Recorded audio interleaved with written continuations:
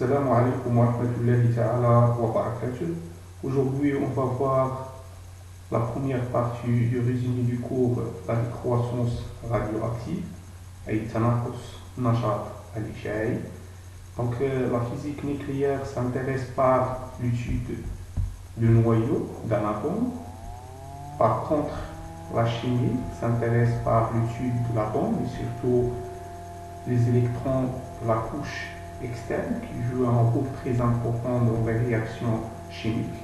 Mais pour la physique nucléaire, on s'intéresse par ce que se passe au niveau du noyau d'un atome. Donc, commençons par la composition d'un noyau d'un atome. Donc, en général, la matière est constituée des molécules et les molécules constituées des atomes et les atomes, ou bien un atome, est constitué d'un noyau et entouré par des électrons tournant lui après le module de Bohr ou bien le module de Schrödinger en 1926. Donc, les électrons constituent un nuage électronique tournant autour du noyau. Donc, le noyau d'un atome est représenté par le symbole X à Z. Donc, avec X, c'est le symbole de l'élément chimique. Et A, appelé le nombre de nucléons ou bien le nombre de masse. Z, c'est le nombre de protons ou aussi le nombre de charges. Donc, la différence A moins Z représente ce qu'on appelle le nombre de neutrons, donc des grands N, tel que N égale A moins Z ou bien A égale Z plus N. Donc le nombre de nucléons, c'est toujours le nombre de protons plus le nombre de neutrons. Exemple, le carbone 14. Donc le noyau de carbone 14 représenté par C, donc le symbole de l'élément chimique carbone, le nombre de nucléons 14 et le nombre de protons Z, c'est 6. Donc la composition, donc il y a 14 nucléons, 6 protons, la différence A moins Z c'est 8, donc 8 neutrons. Deuxièmement, les nucléides. Donc, les nucléides sont, sur l'ensemble du noyau, ont le même numéro atomique Z, ou bien le même nombre de protons Z, et le même nombre de neutrons N. D'accord? Donc, les nucléides plutôt, sont un ensemble du noyau caractérisé par même nombre de protons et même nombre de neutrons grand N. Donc, troisièmement, on parle des isotopes. Donc, les isotopes, ce sont des noyaux, bien des nucléides, possédant le même numéro atomique Z, bien le même nombre de protons, le même nombre de protons N, ce qu'on parle du noyau, mais du nombre de neutrons diffère, ou le nombre de nucléons a aussi diffère. Donc, toujours, les isotopes sont du même symbole, le même nombre de protons, et sont seulement différents par le nombre de nucléons A ou bien le nombre de neutrons N. Exemple, donc par exemple, les isotopes de l'hydrogène, c'est H1,1, H2,1, H3,1, l'hydrogène, deutérium et tritium. Donc, pouvons remarquer que les isotopes de l'hydrogène sont de même Z, mais les A il est différent, et aussi pour N il est différent. Ici c'est N égale 0, N égale 1, N égale à 2. Donc d'autres exemples, donc les isotopes de carbone. Donc il y a le carbone 12, donc C12 6, C13 6 et C14 6.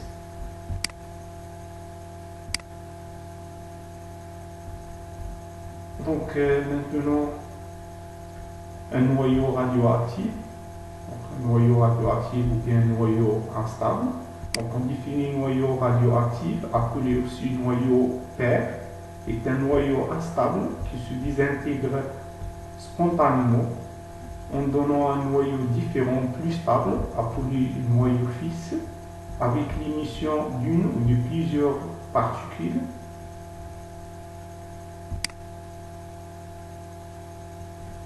Cinquièmement, la stabilité et l'instabilité du noyau. Pour connaître la stabilité et l'instabilité du noyau, on utilise le diagramme NZ, appelé aussi un diagramme de Segrè. Donc le diagramme de Segrè, c'est la présentation de N, au nombre de neutrons, en fonction du nombre de protons, ici. N en fonction du nombre de neutrons, en fonction du nombre de protons. Donc chaque noyau est représenté par un petit carreau, donc l'abscisse CZ et de coordonnées N. D'accord, donc par exemple 1, 1 sur l'hydrogène, 1, 2 sur l'hydrogène, donc sur le même colonne, bien ligne verticale, on trouve les isotopes parce que ce sont du même nombre de protons Z. Ici, sur le même axe, bien même ligne, de même N, les éléments appelés, ou bien les noyaux appelés des isotones. Pour les noyaux de même A, c'est-à-dire le nombre, donc les noyaux de même A, la somme N plus A sont égaux, appelés les isobars, et aussi il y a des miroirs, mais pour vous, s'intéresse seulement par les isobars, plutôt par les isotopes, qui sont des noyaux de même Z, mais les A ou N sont différents. D'accord? Donc ici pour le diagramme de Segrè, nous pouvons remarquer qu'il y a 4 régions. Donc les régions en rouge, représentent les noyaux qui sont stables. D'accord? Il y a d'autres régions qui sont en vert, en bleu et aussi en jaune. Donc en commençant par les noyaux stables. Donc pour Z est inférieur à 1, C est inférieur à 1, les noyaux stables situés au voisinage de la droite de l'équation n égale à z, ici de n égale à z, donc c'est la première bisectrice, et mon AC n z, d'accord, donc il comporte ici, il comporte un peu près de tant de protons que de neutrons. Ici, c'est des atomes de même N et de même Z. Donc la région de stabilité est confondue avec la droite de l'équation N égale à Z, ou bien la première bisectrice.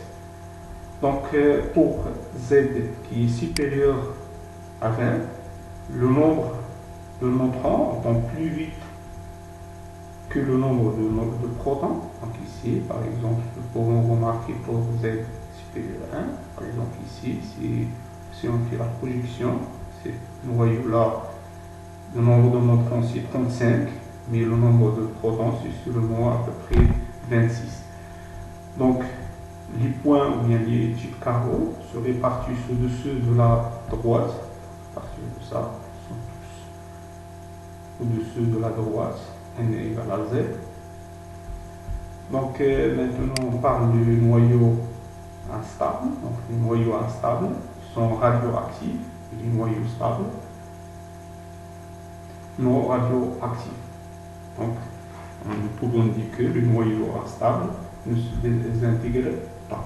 Par contre, les noyaux instables sont radioactifs et se désintègrent.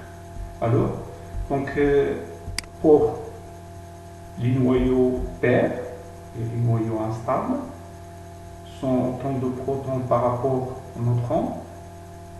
Donc, les noyaux possédant trop de neutrons par rapport au nombre de protons qui sont ici. Par exemple, si le nombre de neutrons c'est 30, ici c'est 20, donc le nombre de neutrons il est supérieur au nombre de protons, donc la région qui est en bleu, donc ce sont des noyaux radioactifs bêta-, il y a le type de radioactivité, c'est bêta-,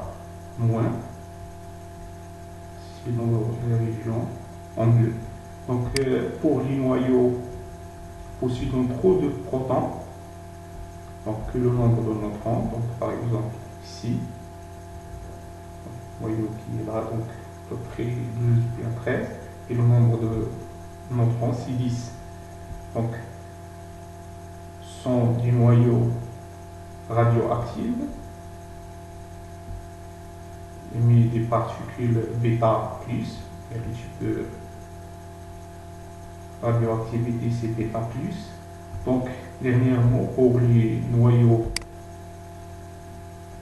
possédant un grand nombre de nucléons ou bien de nombre de protons qui est grand, par exemple supérieur à 82, donc Z supérieur à 82 ou bien A supérieur à 208, ce sont des noyaux lourds qui sont d'activité, sont radioactifs. Le type de radioactivité c'est alpha moins, c'est plutôt c'est alpha, le plus les autres types radioactifs, donc c'est bêta moins, bêta plus, etc. Mais en général, les noyaux lourds donc toujours soumis à la radioactivité alpha en plus bêta moins. D'accord, donc maintenant on passe à la définition de la radioactivité. Donc la radioactivité est une transformation nucléaire, d'accord, type de transformation suffit au niveau du noyau de l'atome, naturelle et spontanée et imprévisible d'un noyau X à Z instable, d'accord, c'est-à-dire noyau radioactif, en un noyau plus stable avec l'émission d'une ou plusieurs particules. Donc par exemple pour les noyaux lourds, toujours des particules alpha A, du noyau qui sont un peu légers, donc sont actifs, bêta moins, bêta plus, et souvent des rayonnements gamma.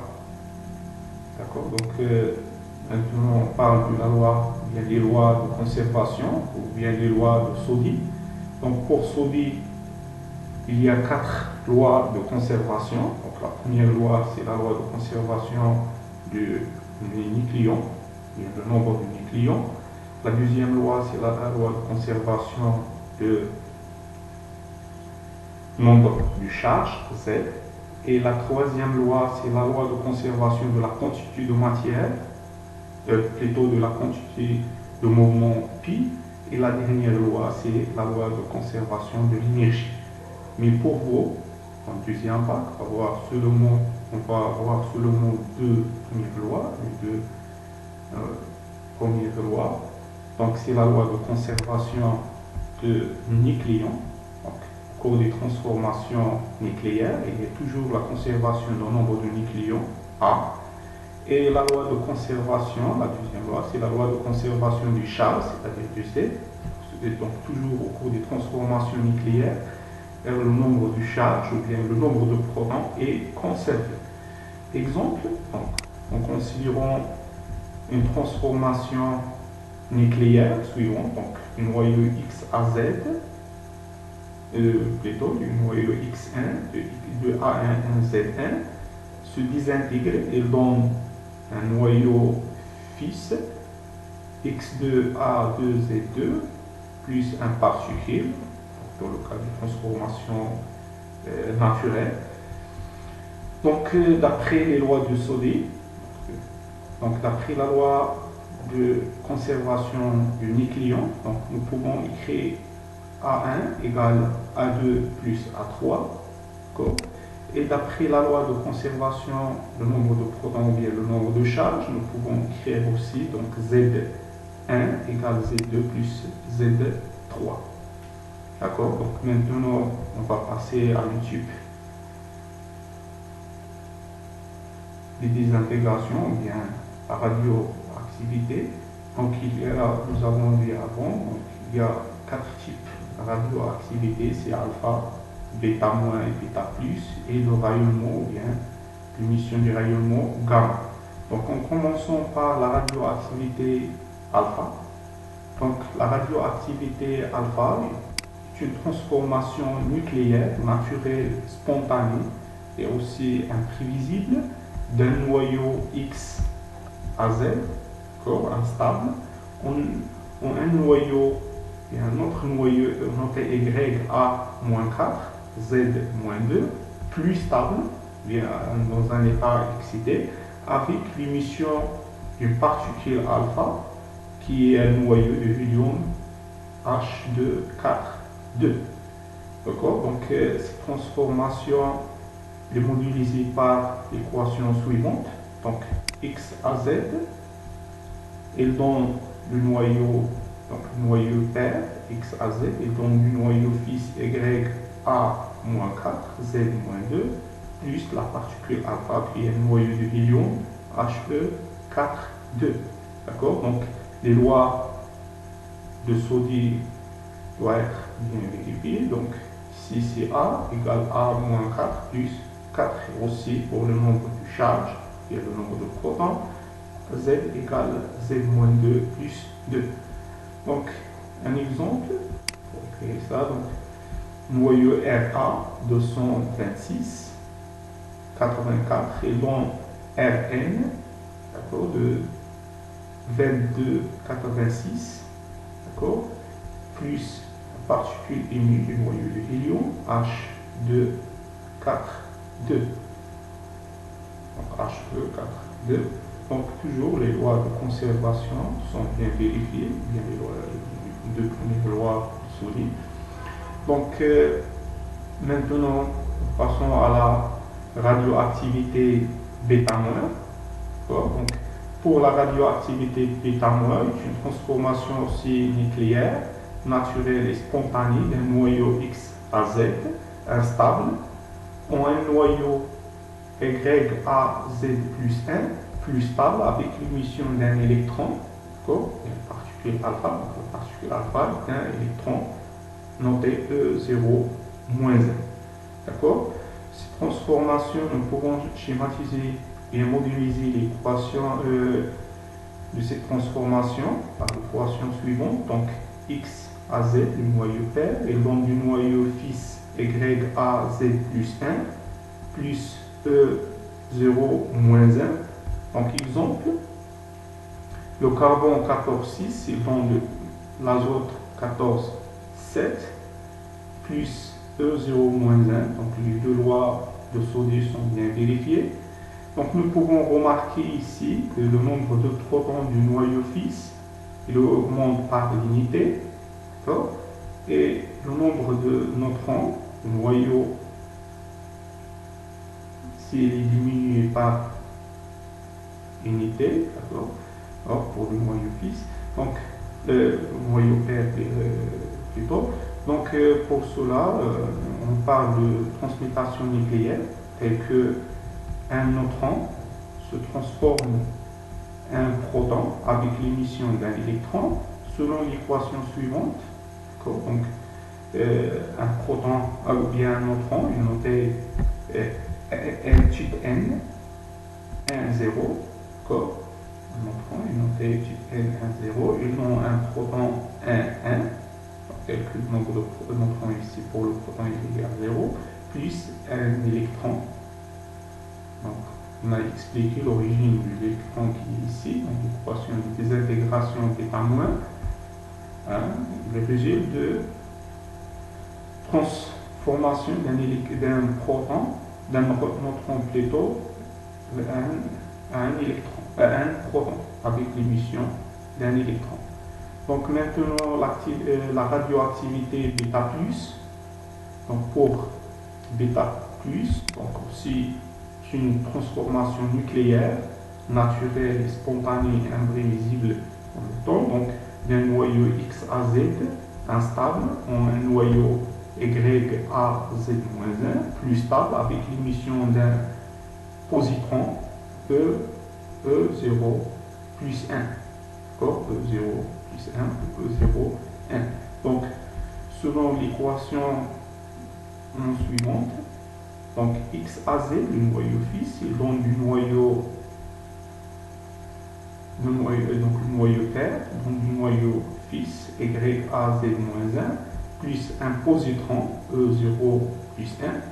Donc, le positron, c'est une particule de charge positive, c'est la de charge opposée de l'électron, et de même masse que l'électron. D'accord? Par exemple, le P de 30, donc P 30, 15, et donc de solution ici 30, 14, plus un positron E0, 1. Donc toujours les deux lois de Soddy sont bien vérifiées. Donc ici nous pouvons remarquer que le nombre de protons, le noyau fils, il est diminué, le noyau père il est diminué par l'unité. Donc le résultat de transformation d'un proton à un neutron, donc il y a aussi une transmutation nucléaire, donc tel qu'un proton est transformé en un neutron selon l'équation suivante avec l'émission d'un positron. L'équation, proton ici, pi 1, 1, d'accord, pi 1, 1, et donc un neutron, parce que ici, le nombre de neutrons il augmente par 1, par l'unité, avec l'émission, donc la particule émise ici, c'est le positron E0, 1, d'accord, c'est l'origine de positron, qui résulte de transformation, ou bien un proton est transformé en neutron. Donc la dernière, je parlais de la radioactivité, c'est l'émission gamma. Donc le noyau ici de désintégration, soit alpha, bêta moins et bêta plus, ils se vont dans un état instable, appelé l'état excité. Donc pour cela, on monte les noyaux fils YAZ étoile.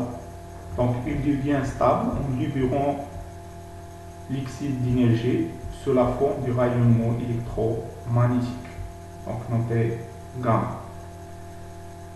Suivant l'équation Y étoile A Z et donc même noyau YA, mais il est stable, avec l'émission du rayonnement gamma. Donc dernièrement, on parle de la famille radioactive.